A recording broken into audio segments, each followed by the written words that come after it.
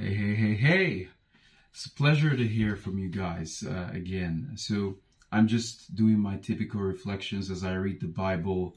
I get a lot of thoughts and they just come to my mind, and I have to share with someone. I hope it's going to be helpful. And I've been thinking about depression and anxiety. We've all had bouts of this to some extent in the past. Everyone may have faced this in one part of their lives or not. And while medicine is very helpful, to people, I think that I would like to submit a different solution. I mean, medicine is okay, but I submit a different solution to you, which is on the spiritual side. And it's something I've been thinking really deeply on, which is about the power of words, your words, you know? And some people's words may even be the cause of a lot of their problems. You see, life and death is in the power of the tongue. This is from the book of Proverbs, chapter 18:21. It reminds us of the immense weight our words carry. God takes gossiping and complaining seriously because words we speak have the power to shape reality. You're wondering, how can our words shape reality? Well, have you ever tried to speak bad words to somebody and you see how it changes their mood, changes their atmosphere, changes their face? You spoke the word and it contorted the person in a way. There was a reaction from that. Words are so powerful. Now imagine the words you speak to yourself. You see, to illustrate this, we need to check the book Numbers in the Bible, 11 verse 1. And it says, we see how the Israelites' complaint stirred God's anger. So the Israelites were complaining and they stirred God's anger. Now people complained about their hardships. The Israelites were massive complainers in hearing from the Lord. And when he heard them in their anger, in his anger, he was aroused. And fire from the Lord burned them and consumed them, some of the outskirts of the camp. And their words had consequences. And why is this important? Because when you're gossiping with people, you are spreading bad words. When you gossip with people, when you worry, you repeat the same words. You ruminate around the same words. And I've come to understand there's a secret in the spiritual realm of consistency. Anything you do consistently becomes an altar. Like, for instance, if you play video games consistently, it's basically an addiction, and it's an altar, and it could invite things that you don't want to add. And this includes alcohol, this includes smoking, it includes a lot of things. But I digress. Just to get to the crux of my point, complaining consistently is repeating the same words about someone else or yourself. So when you're a complainer, a massive complainer, you are cursing yourself. You're saying to yourself, I can't do this, or that person did that and I can't do that, So, and this leads to a lot of negative words like I've mentioned. Oh, I always have bad luck. This always happens to me, so this will never happen for me. That person always gets promoted, so I'm not going to get promoted. All those words, they're all fueled by you complaining and not trying to take action and fix the problem, So that is what I would like to say.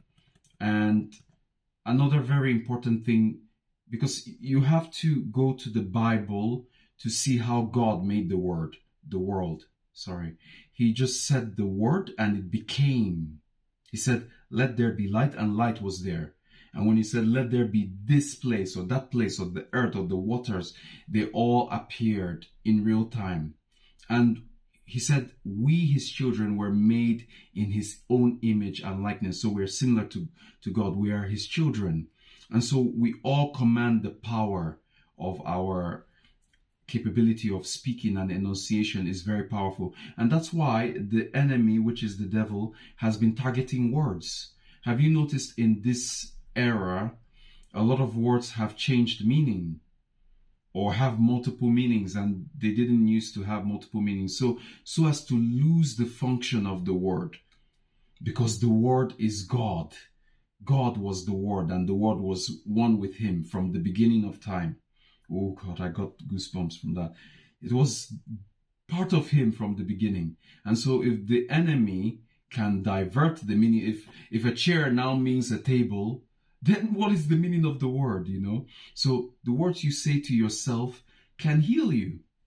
If you are depressed or you're anxious, you can speak to yourself and say, I'm not anxious or depressed, and everything is going to go well, no matter the situation you're going through. And to make this even perfect, you need faith. Faith is the second ingredient to back the words. Especially Jesus said that in the book of Matthew, that if you have faith of a mustard seed, you can say to the mountain, this mountain be removed, and it will be moved, And a lot of people don't believe this. They think it's a lie. It's like, this is a fairy tale, it's a movie, it's a superhero movie, it's a fiction. It's actually true. It's actually true. A lot of people who have done incredible things on this planet, they have this mentality in one way or the other, whether they serve God or not. They do. But I want to say to you that I suppose you either serve God or you serve something else. And that is the question that everyone should be asking. That's why seeking God is the key to having the faith to back up your words. You will start to believe in your own words when you say to yourself, I'm not sick, I'm not depressed, I'm not anxious, I can do this. This situation before me is not going to control me. I am going to overcome it. Then you can imagine when you have that conviction, and your conviction comes from the Almighty Father, the King of Kings, Lord of Lords, seated upon the throne, majestic. When you see his glory and might, when you go to the book of Ezekiel and you see the description of God, it is so powerful and mighty. If you are spiritual, you will feel a shiver down your spine about what God can do. And I really think words are very important.